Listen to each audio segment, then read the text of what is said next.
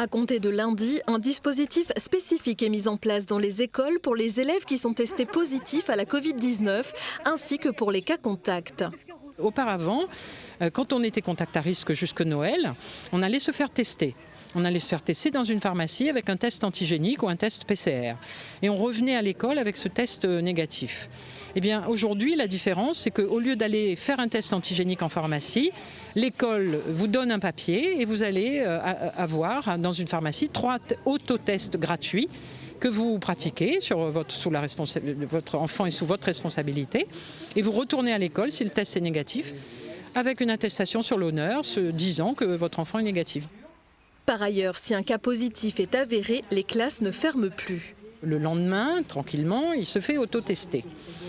Il revient ce jour-là avec une attestation sur l'honneur disant mon autotest est négatif.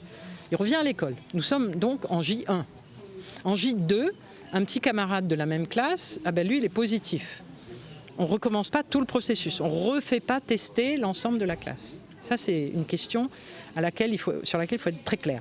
On évite de recommencer un processus à chaque fois qu'on a déclenché un cycle.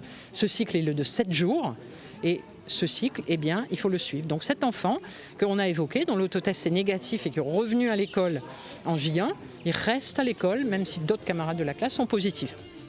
Un protocole qui mettra donc les parents à contribution et la confiance sera le ciment de ce dispositif car les chefs d'établissement n'effectueront pas de contrôle. Il y aura un papier, certification sur l'honneur, comme quoi le parent a véritablement fait le test et qui s'engage à faire les tests à J+2 et à J+4. Il faut savoir qu'on est aussi l'école de la confiance, donc on doit faire confiance aux parents et puis je suis persuadé que tout se passera bien. Un accord a été passé avec les pharmacies de Lille pour qu'elles puissent être en capacité de fournir les autotests aux parents. Et pour pallier les absences éventuelles des professeurs, des contractuels viennent renforcer le vivier des remplacements dans le premier et le second degré. D'autres recrutements sont annoncés.